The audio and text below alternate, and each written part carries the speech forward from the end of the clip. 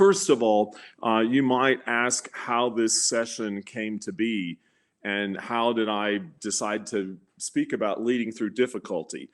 So the title, Leading Through Difficulty, My Go-To Practices. A while back, back in the spring, sometime maybe in March or early April, I was having a conversation one day at the end of a meeting with some of our doctoral students. And somehow I started just mentioning some kind of practices, or say, well, this is something I've done through the years, and I've done this through the years, and this has been something I've practiced and whatever. And so I just was saying some things like that. And the students said, well, you should put that into a session sometime, and you should do a presentation on that. So I typically, when I'm thinking about what to talk about at Alleluia, I ask my students, what should I talk about? Because they are better judges of that, I think, than I am. So anyway, I decided to put this into a session. So we'll see how this works out. It basically is kind of an amalgamation of some of the things that I often go to, and particularly in dealing in the last 2 years with two big things. A little over 2 years ago, my wife was diagnosed with pancreatic cancer and died 9 months later. So she has been gone now a year and a half. And shortly, just within weeks of her death, we found ourselves in the pandemic. And in the midst of that, and the upon grief, we might say, and it has been tough, and it's taught me a lot. And there's a lot yet that I still have to learn from this process. So I wanted to just not to say here is a way to get through these things, or I'm some expert in it. I'm just a person in process. And so that's simply what it means for me. It's just I'm in process, and I want to share some things that have helped me so far. And part of the plan also for doing this particular conference, or this particular session for the conference, was just simply to make me evaluate a bit about some important practices. So let's just go ahead and get started. One of the first things that I have practiced for a number of years, and these come from so many different places, and I tried to go back and find sources for the things that I'm mentioning, but failed pretty miserably. It didn't actually try hard enough, but did fail. Nothing was quickly found on most of these. But the first one that I would state is establishing finish lines. And that's something that's been important for me for the last probably 15 years ago, because I would imagine it was somewhere in the early 2000s when I read actually, I think I listened to back in those times, a cassette tape, which would be kind of like a podcast. And I think it might have been Bill Hybels who was talking about establishing finish lines.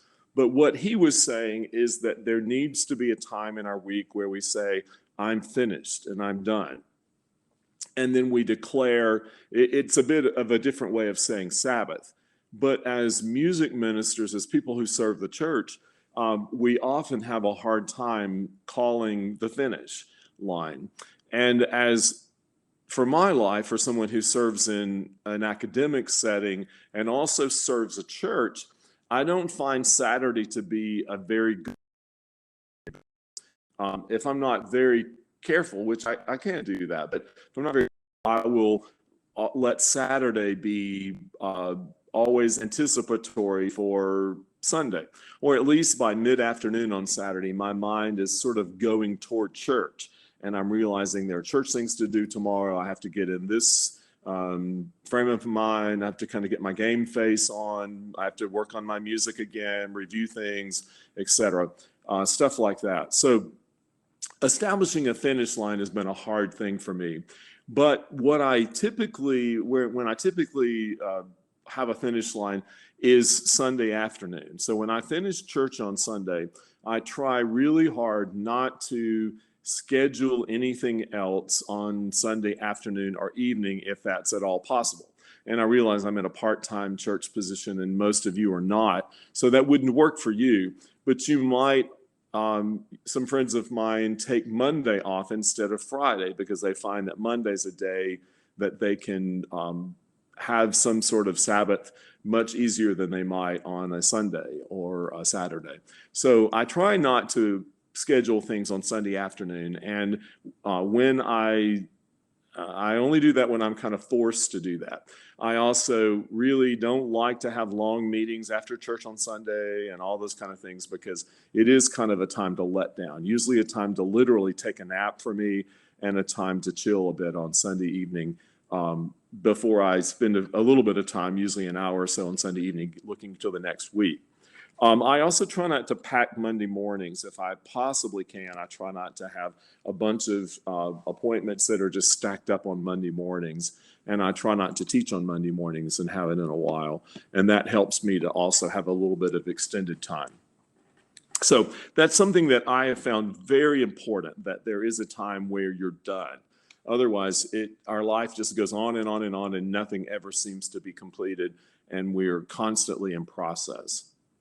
A second practice that I would mention is acknowledging energy bursts.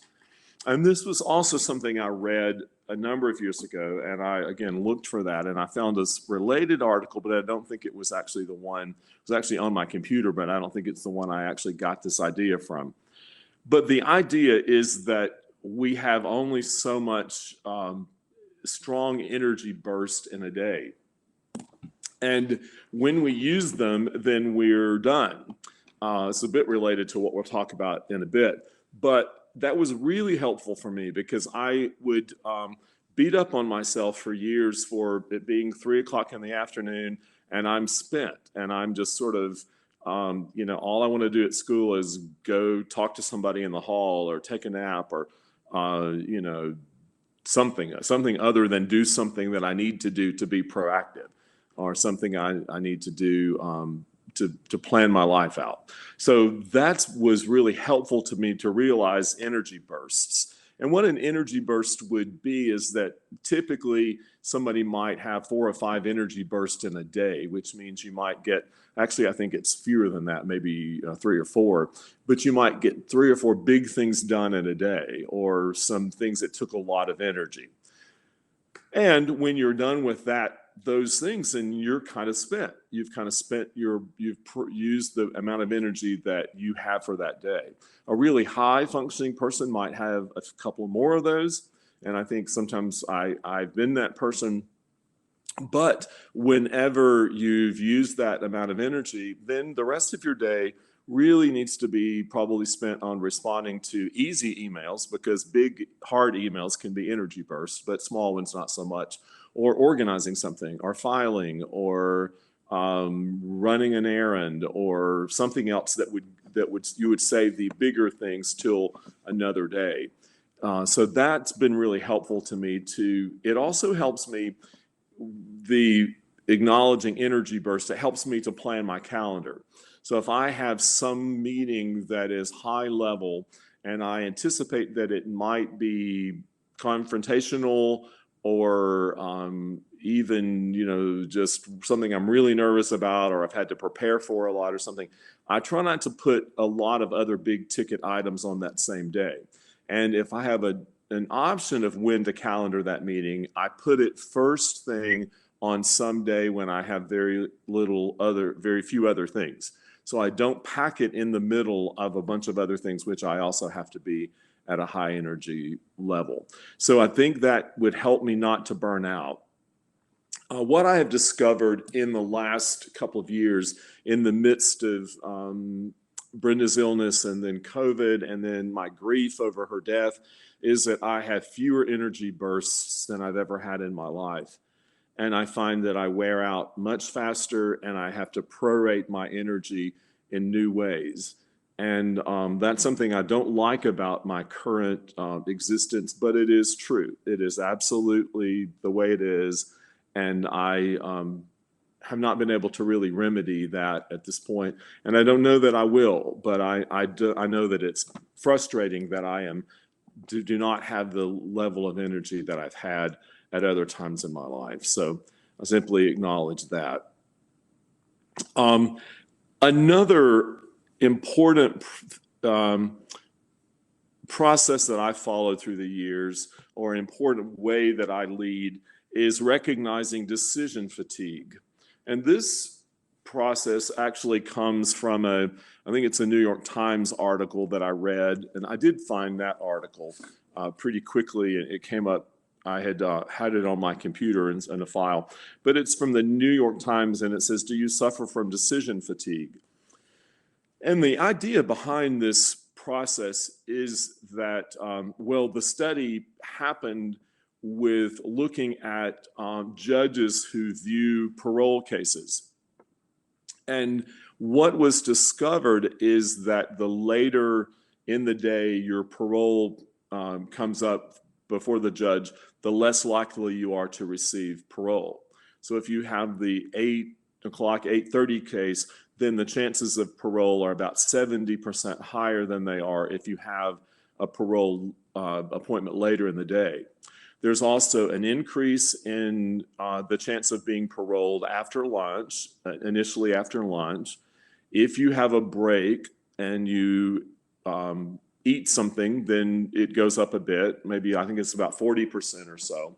And then it's down as low as 10 or 20% at your lowest energy times, and at your lowest sugar, your glucose levels are at their lowest. So what that really has said to me is that I try not to make hard decisions when I'm most exhausted. And so I try not to, if I have an email that's very sensitive, say for instance, I could send it when I write it at night, or I could wait till the next morning and look at it again fresh and decide, do I really want to send this? And so I try not to make any decision, final decision, when I am really exhausted. I also apply that to calendaring, so that if I think I'm going to have major decisions, big decisions, firm decisions, then I try not to plan too many things close around those same decisions. It's interesting that I also, I read this a number of years ago, so it became a part of my parenting. And I realized, and I actually told our kids, I said, the worst thing that you could do to get a yes out of me is to ask me something at bedtime that's really difficult, and something that you may think I would say no to, because the chances are I probably will.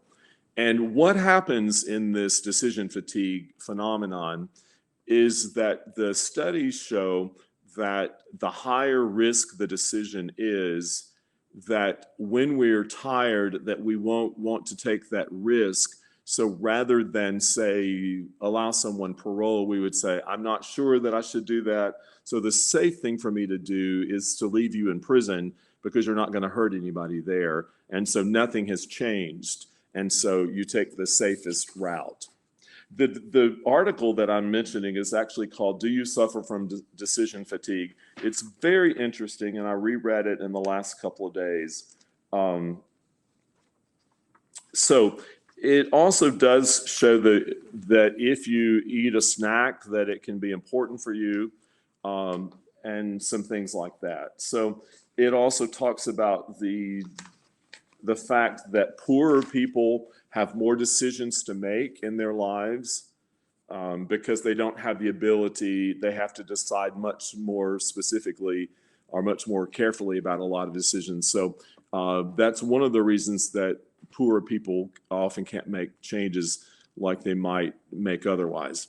Another practical thing that I try to do, and this sounds like an old guy, but it's been helpful for me, as I tried in the last number of years never to go to bed without deciding what I'm going to wear the next day. And if I wish I could be like a friend of mine years ago who had 15 outfits, and every 2 weeks in a day she wore a different outfit, so that she never wore the same outfit on the same day of the week to meet the same class. But she had only 15 things, and she rotated those always. That would be a really practical thing, but I'm a bit more fashion conscious than that. But the idea is that I try not to go to bed without deciding what I'm going to wear, and kind of laying those clothes out, because that's one decision I don't have to make the next day. Another decision is I typically eat the same thing for breakfast almost every day, so that I don't have to make a decision about in the morning about what to eat for breakfast. On my best days, if I need to take lunch, I prepare the lunch ahead of time. Again, not trying to decide and waste my energy on some very practical kinds of things. Another important thing, I try to map out what I'm going to do the next day so I don't wake up trying to decide what's the most important thing that I need to do. So I'm not wasting my energy on some easy things. I guess a fourth thing is naming hard things. About 15, 18 years ago, I received an email from a friend. He was telling me, it was actually a friend of Helen Kemp's, and he was telling me that Helen Kemp, the well-known children's music leader, was sick and in the hospital all night, and it was touch and go about whether she was going to live or not. She was was bleeding, and they couldn't find the cause of the bleeding and what have you. So all night she was praying this prayer that she had learned through a children's anthem. And the prayer is called For Hard Things. I don't know the anthem. I didn't go back and look at the anthem. But the prayer says, "There are hard things that I must do today, dear God. Hard things, but I should like to do them well and bravely as I can. I ask for courage. Let me not give up when things go wrong, but gladly try another way. Dear God, be near me through the day and help me to do the hard things well." And after I'd shared that with another friend, this friend had this little prayer calligraphied and put in a small frame and gave it to me as a gift. So it's on my desk, and it's something that I read almost every day. And I will also read it a lot of times when I come from a meeting or some encounter and I did something hard and maybe it didn't go as well. And I am taken or encouraged by the idea, let me not give up when things go wrong, but gladly try another way. So the last few years, there are many, many, many times that I have prayed, there are hard things that I must do today, dear God. Be near me through the day and help me to do the hard things well. And that has been a prayer that has encouraged me and meant much to me through a lot of difficulty.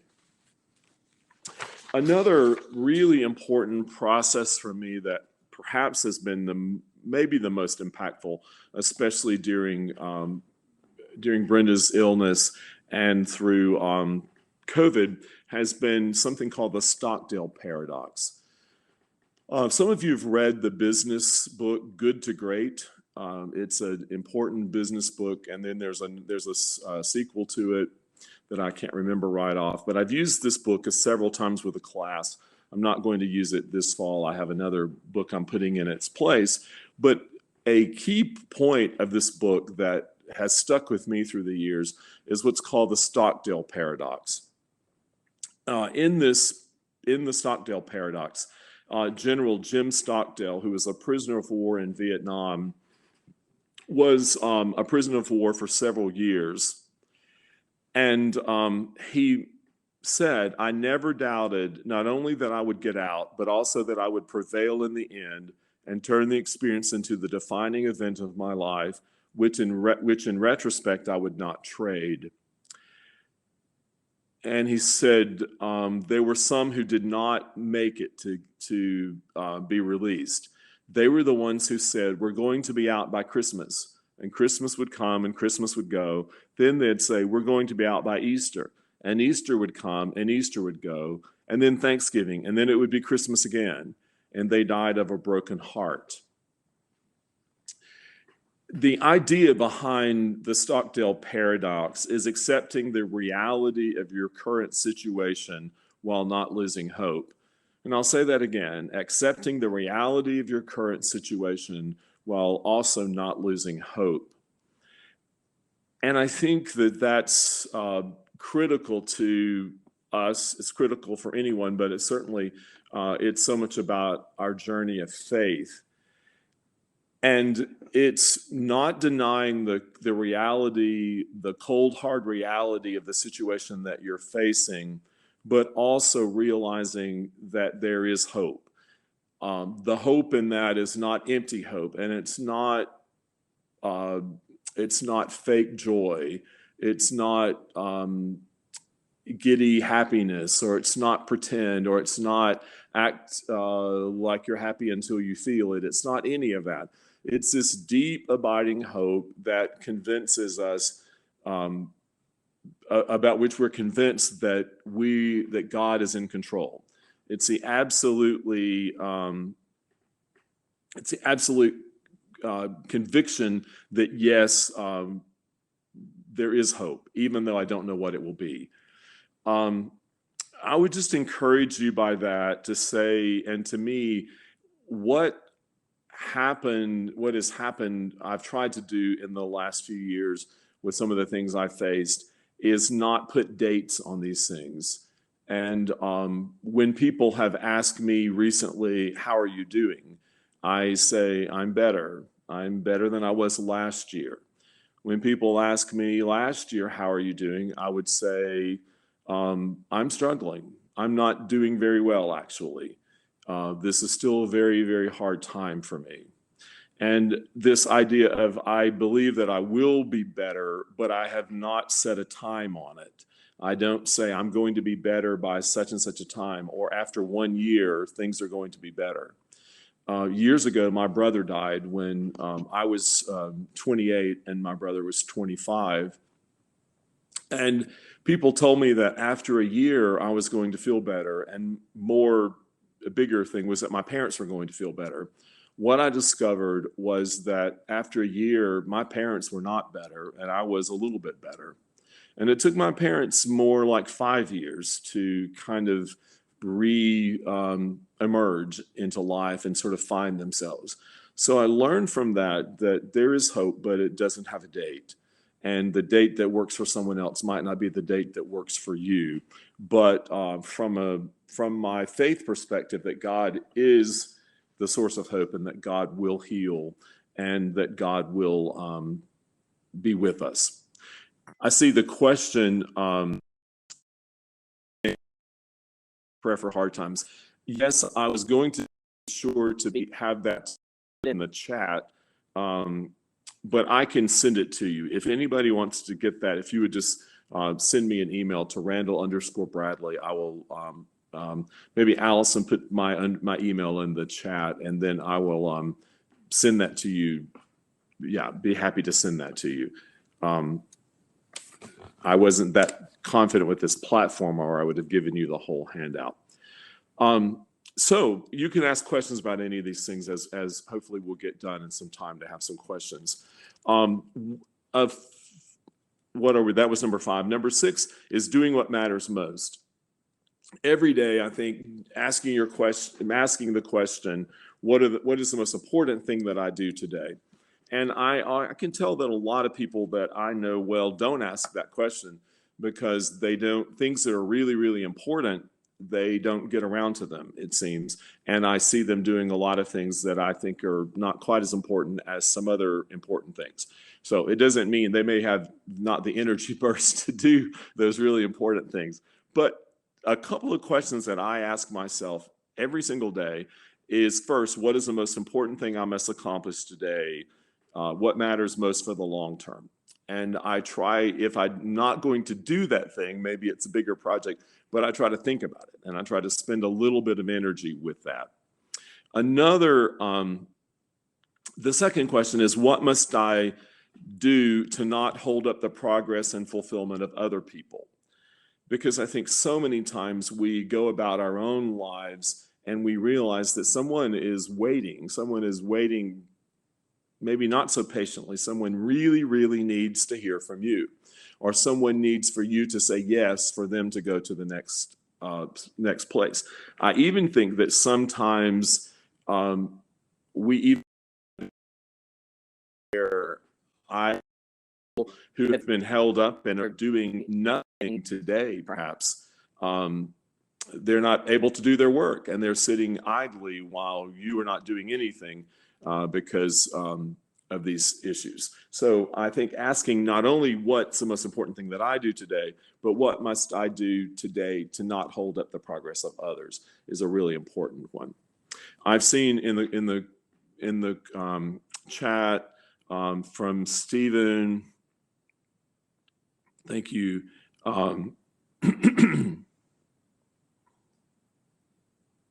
Yeah, physical fitness is very important, and I'm not as good at the physical fitness side of things, but that is my goal this fall. I will say it to you all, and maybe it will make me be honest about it. But I've been planning to hire somebody to help me be accountable, like some trainer or somebody to make me get to the gym. I will meet an appointment always. I always meet appointments. So I've decided for physical fitness things, if I could find a partner or somebody, even if I have to hire that person, that probably is what I need to do. A couple of other quick things, and then I'm going to respond a little bit about some of the some very personal things.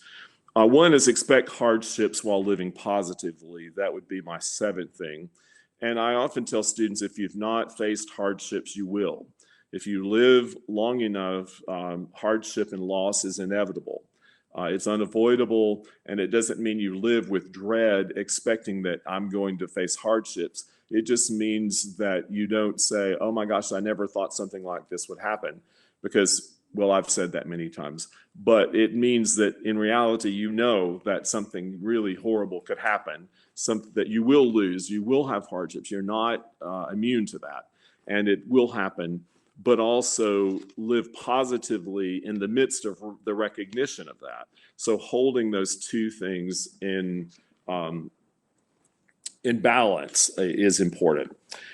I think the last thing I'll mention here before I mention a few examples, the next one is the stewardship of pain. In the last couple of years, we had a series at our church called the Stewardship of Pain, and it comes from a conversation with Frederick Buechner, who I've read a lot of his writings through the years. And he was doing a conference a number of years ago at Laity Lodge here in Texas, which many of you perhaps have been to. But somebody asked him the question. They said, it seems like you've had a lot of pain in your life from what you've shared with us, and it seems like you've been a really good steward of your pain. And that was the quote that inspired our pastor to do a series of sermons, and then we had a series of worship experiences that came out of those about the stewardship of pain. And what that means is how we allow pain to shape us, and the realization that many people go through terrible, painful situations, and they become bitter, cynical, they remove themselves from life, they don't give to others in the future, things of that sort. And the pain shapes them into a very difficult person. And yet other people experience pain and they become more giving. They become more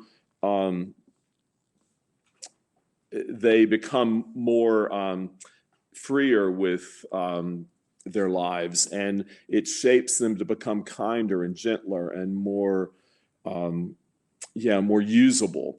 And it's been my goal to be a good steward of my pain. And part of that, I think, is it's also to try to be a good steward of my pain, but also allow me to learn the lessons that I had to learn in those situations. And I think learning those lessons means you don't want to learn those lessons, but you can either learn the lessons or they will in effect shape you. So I think it's taking the situation of letting those things shape you well and doing the kind of reflection that you have to do to be vulnerable with your pain, I think is important. And recognizing it, being angry about it, going through all the processes so that you don't end up suppressing it in unhealthy ways. The last part of this, kind of part two, I want to mention are some particular instances in my life, and this sounds a bit self-serving perhaps about myself, but some instances in my own life, some personal defining moments and how they altered the way I looked at life. And I've kept hesitating even the last 2 weeks about, do I really want to share these things or not, or should I share them? But again, here we go. I just said being vulnerable in your pain, and so I decided to come down on the side of vulnerability. The first one is that Brenda and I faced infertility in the latter part of our 20s and into part of our 30s. For about 8 or so years, we dealt with infertility. Recognizing eventually that we were an infertile couple, and what do you do about that, and how do you deal with that situation in your lives, and also being people even at that time who were in somewhat of a public place, teaching and being a minister of music and being visible in congregations and what have you. Some of the things that we decided, and I say all of these because I think when you realize that you as an individual or you as a person, that you are in a moment of crisis, it's been helpful for me, and it was helpful for Brenda and me to decide, okay, here we are, now how are we going to respond? One of the decisions that we made in that situation is that we would foster and maintain the relationships with our friends who are not infertile. In other words, we would celebrate their babies. And that was probably the hardest thing that we did. But I so remember sitting in the parking lot of the Harris Hospital in Fort Worth, and then later in Kansas City, and crying about our infertility after we had gone to visit someone who had a new baby, and celebrating with them, but grieving for ourselves. And I remember the two sides of that coin and how that worked. But we were very, very committed to celebrate with others, even when our happiness was in jeopardy. The second thing that we did was we rewrote the narrative of our infertility by refusing shame.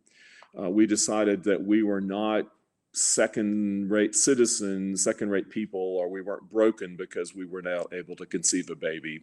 And we decided to be honest and vulnerable about that. So when people said, I wonder when y'all are going to decide to have a baby, or I guess when are y'all going to save enough money that you decide it's okay to have a baby, or all these things that people say to you, we just decided to say, the truth is we're infertile and we need your prayers about that.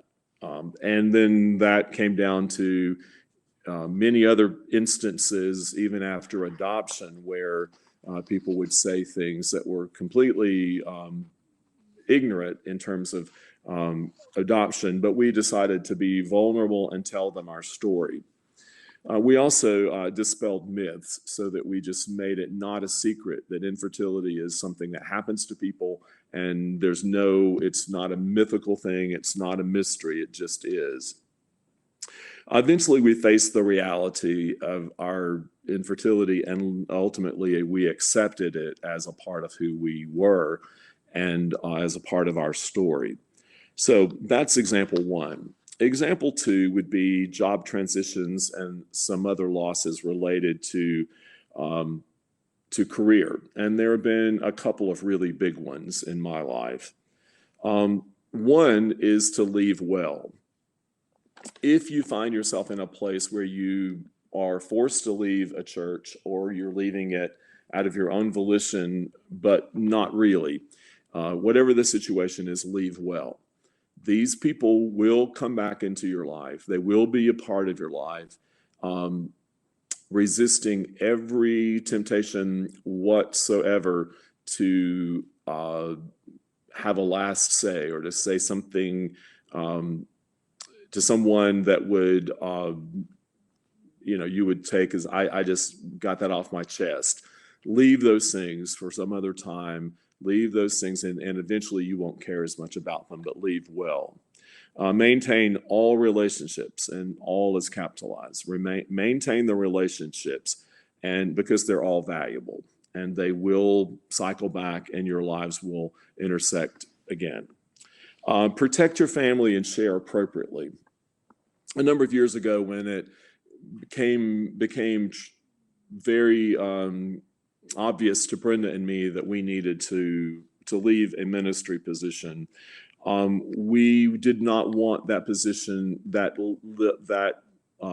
transition, to become a hindrance to the spiritual formation of our children. So we told our children what was important and what was needed, but we didn't tell them names, and we didn't want them to hate the church and hate people of the church, because we didn't. And we wanted them to maintain deep love and deep respect for the church, the Big C church, and also the local church that we were part of. So we protected our family and we shared appropriately. The next thing is anticipate what is coming. And if you sense that something is coming difficult in your situation, your career, whatever, anticipate it and start to prepare for it. Maybe the good and not so good. I would say one thing is that Brenda and I sensed that something was really up, and it impacted, her getting a different job and some things like that. A next thing is trust your mentors and confidants. You're not probably in a place to make a lot of decisions without a lot of input. In those most important moments, trust the people around you more than you trust yourselves. Most people get in their greatest messes by trusting themselves when they're not very able to make good decisions. Eventually, if we had these numbered, eventually step into difficult places. And I found this is something that maybe people would not agree with me. But after a few months of being gone from this church, there was a new pastor now in the church, and the pastor invited me to have coffee. So somebody that I hadn't gotten to know. And he said, I'm sure that you would probably rather not come to the church. Let me meet you in a neutral place. And I said, actually, I would like to come to the church.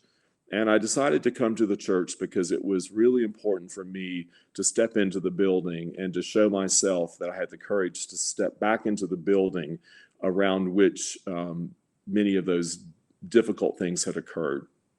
So I have found it it helps me to know that I have some control over a situation, to actually step into places and even into offices of colleagues or into places where difficult things have happened for me. So it's just something I might encourage you to try out. The last of the job transition and losses, I would say, is acknowledge that every path you travel will shape you. Assure that the shaping is good. It will shape you, and it's up to you to decide whether, again, the stewardship of pain, whether you will let it shape you for good or whether you will let it let it make you cynical or give it the power to make you cynical. And I do believe that being cynical is probably the most damaging thing that we have to fight against in our lives. The third example of my own life is our family challenges. We have had Brenda and I had some challenges with our children in particular, and some difficult things. And the first thing I would say is avoid denial and shame and accept what is. When something is wrong, avoiding it, denying it, pretending it's not real will only waste time, precious time that you have to act, especially with a young person, a teenager, young adult, and you're wasting your time. The next thing is accept your family's imperfections and dysfunction. I've come to believe that all families are dysfunctional, and if they're not dysfunctional, they're absolutely imperfect. And we must accept that and actually believe that that's true, because whether we believe it, it's true or not, it is. So a recent time when a person had shared some similar things that I had shared, and I was vulnerable about sharing my situation. And then I went on to say to this person, well, I'm aware that, and I kind of stated the situation, and the person immediately drew in, the warmth that we had in the conversation ceased, and very shortly the person dismissed me. And what I recognized from that conversation was this person was not willing to accept that his family situation was not perfect, even though I knew it and he knew it. He was fine to hear about mine, but not to acknowledge his own. So take that for what it is. The next thing is maintain communication with your family, even when it hurts. In the difficult times in our family, our counselor said the most hopeful thing that's happening in your family is that you're still communicating. And so I think the way that we learn to communicate in really, really tough times is that we communicate in the other times. So I call our kids every day, or they call me, or we talk, and I try to maintain constant, very regular communication with our kids. And that's something that I found to be most valuable. The next thing is, if you're married, protect your marriage. That oftentimes family conflict results in divorce. And when Brenda and I realized that we were having some challenges with our children, the first thing that we decided to do was go to counseling so that we would be protecting ourselves. We would be protecting our marriage, and that we needed that. Then I would say get help from the experts, which is the same thing. Though when you get help from the experts, actually do what they say.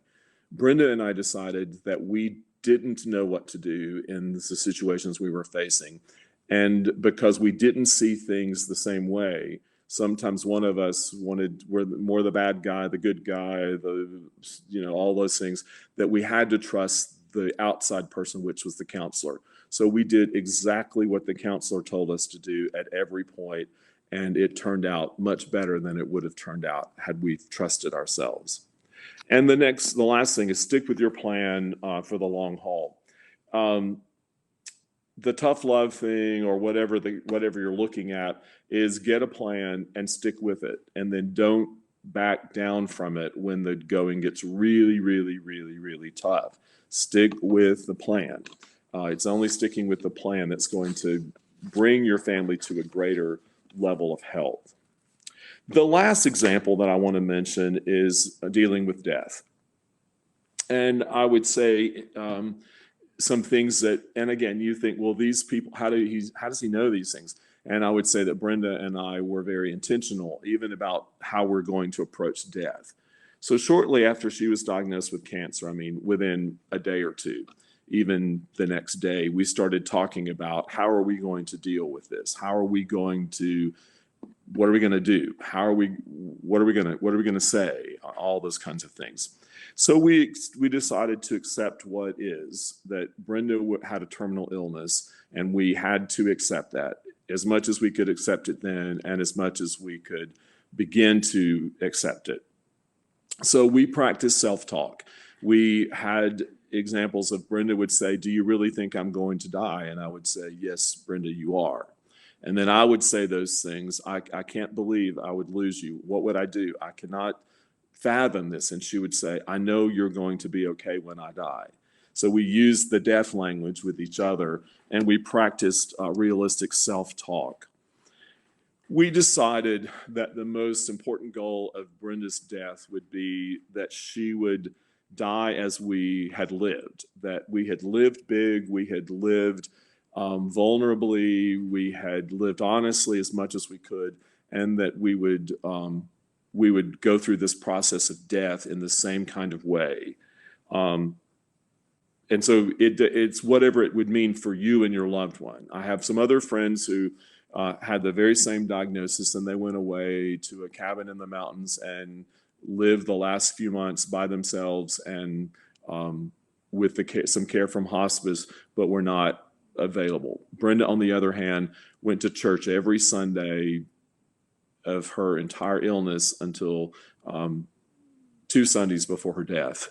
And so that was a different way that we lived. Be vulnerable. It will not help you to cover up. It will not help you to pretend, nor will it help other people. Allow others to walk with you. Find ways that other people can help you, because in your allowing them to help, you are also, you're helping them, but you also are ultimately helping yourself. Trust your long-established communities to come alongside you. And I have long been a believer that we pay forward in our lives. For instance, my dad was a gardener many years and always had this amazing garden. It was like 10 times too big for him and my mother.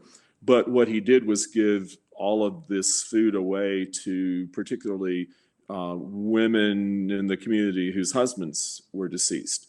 Well, guess what happens to my mother now? My dad's been gone for 4 years. My mother most often has more vegetables than she can manage because my dad paid that forward in their lives, and now people pay her, they give to her. So, yes. Next thing I would say is pare down your life, but maintain the things that you'll need to rebuild when the loved one passes. And in our situation, we got a lot of questions about why is Randall still teaching this fall? And Brenda really encouraged me to teach. She said, you're going to need teaching. You're going to need your students when I'm gone. And you don't need to be sitting here with me all day. I don't need you. I need some time by myself. And you need some time away. So you go to school. But also, I don't want you to lose what's most important to you because you're going to need it later. So this idea of paring down, but maintaining these things that matter the most to you, I think is a really good practice. A next thing is celebrate every moment in life and in death. Talk about the past and relive special moments. There's a trip that Brenda and I took a few years ago when she was ill, 2 years ago. The first trip we took to MD Anderson for an assessment there. On the way home for 3 hours coming from Houston, we asked each other questions the entire time. What's the most amazing meal that we've ever shared? What's the most beautiful place we've been? What's the most difficult thing? And just question after question. What I regret is that I didn't record that, because now I don't really remember those answers, but I do remember what it was like to relive all of those incredibly special moments. A seventh or so thing is talk about the future when we're not together. So what's life going to be like for me when we're not together? And let the dying person guide you. Let the person who's dying say, here's what I'm imagining for you. Here's what I think it would be like to be you without me. And so let that conversation happen. Next thing is release with grace. I believe that loved ones can only go so far in the process of death. And there was a point at which Brenda said, Randall, I think I'm going to have to finish this process by myself. You can only go so far with me, and I have to work on this in my own head, and I have to go this last lap, as it were, by myself. Which really didn't mean I wouldn't be there for her. It just meant there were some spaces that she had to enter that I would not be able to enter from my non-dying place. And the last thing is do the hard things well. You'll look back on them and be proud that you made the decisions that you made. Proud's not the right word, but pleased, or you will be fulfilled in that you actually lived within the dying process. That's all that I have to say, and we have, I think, about 10 minutes or so, 10 or 15 minutes left for some questions or some comments. I think the only way we can do these comments is to put them in the chat. So do you have some comments or questions that you would like to mention at this point? And really anything that you want to ask is okay. Obviously, this has been a vulnerable day and a vulnerable topic, so feel free to chime in as you would.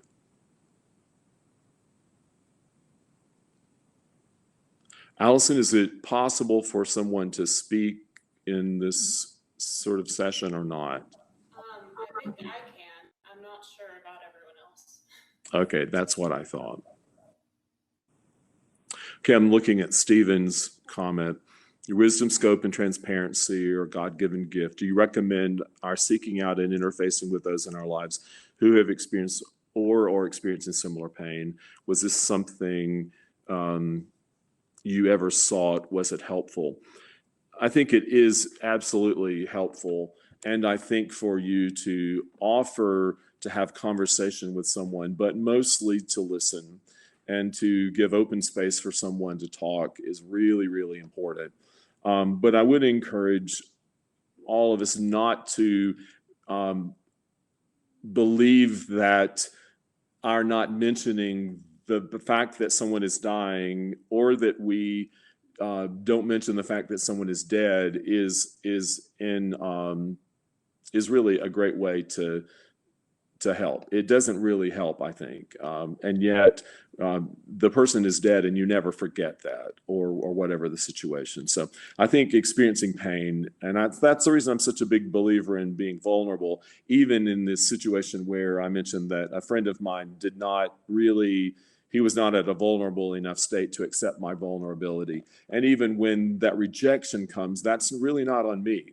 But there's so many times when Brenda and I would, somebody would ask about, our child or something like that. And we would say, well, this is not going very well at all. And then they would say, I know how you feel. I've had this situation. And then they would share their situation. And they would often say, I have never said that to anybody. I've been too afraid to ever share that we've had trouble with our kids, for instance. So I think that being vulnerable is really important, but allowing the person in pain to guide you. A good question or a good example of that was one day during this process of all places, I was at the blood center giving blood. And so this woman that I know well, that I had not seen since Brenda's illness, she looked at me and she said, I have no idea what to say to someone like you. She said, I am completely at a loss for words. I don't know what to say to someone in your situation. And I just came to appreciate that so much. I thought it was one of the most honest responses that anybody ever said. And I just took that away. That's a good thing to say, is I just don't know what to say to someone like you. Because you already know you're someone like you, and you're not insulting anybody. And so that was really helpful. I also learned to say to someone, not how are you, but how are you right now, or how are you today, rather than how are you in the broad scheme of things. Because it's hard to do that. Hard to know what to say. Brenda, I wrote down, yeah, thank you.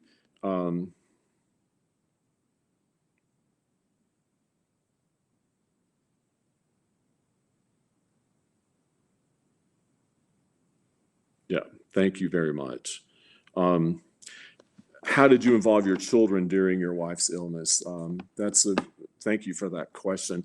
At every point, once Brenda was diagnosed on a Friday, went to the doctor, and the doctor called her within a couple of hours and said, you have this tumor. It looks to be malignant. It almost always is, et cetera.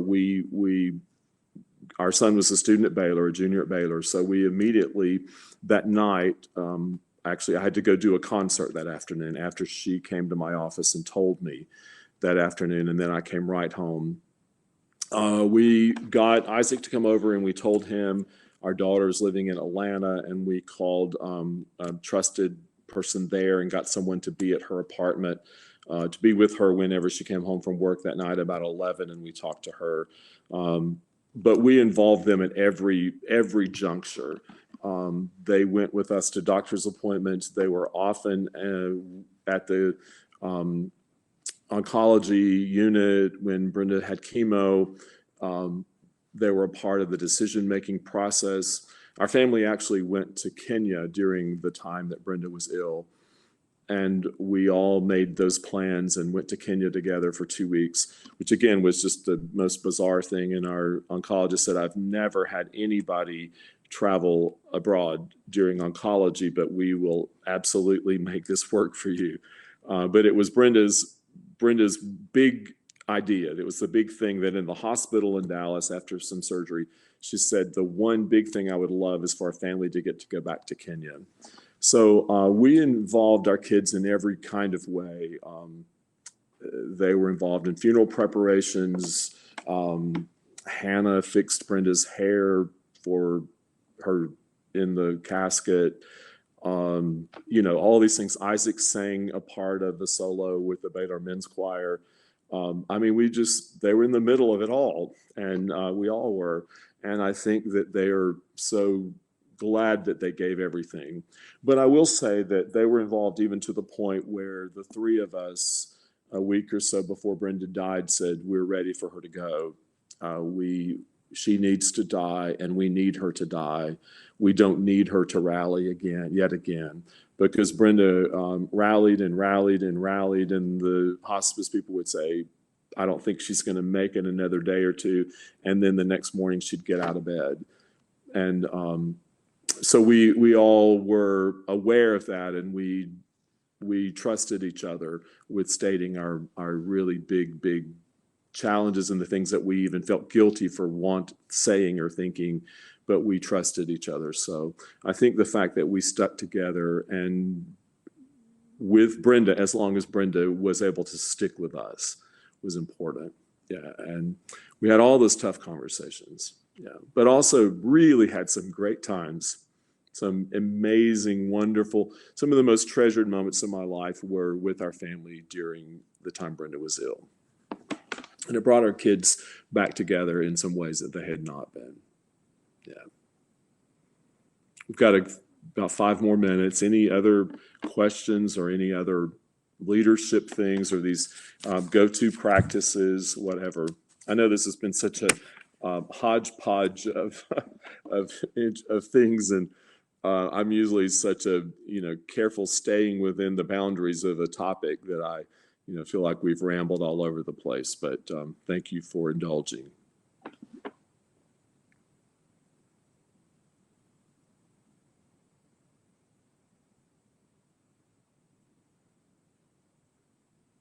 Well, I appreciate your being a part of this session today. I'm looking now to see who's in this session, and I appreciate it very much, your being here. Thank you for sharing this time. It's been a joy to share with you, and I wish you the best.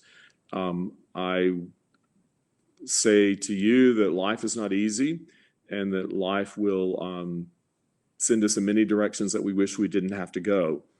But if we have to go there, going there well is important, I think.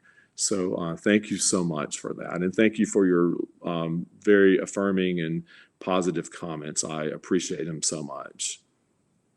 Okay, goodbye. Thank you.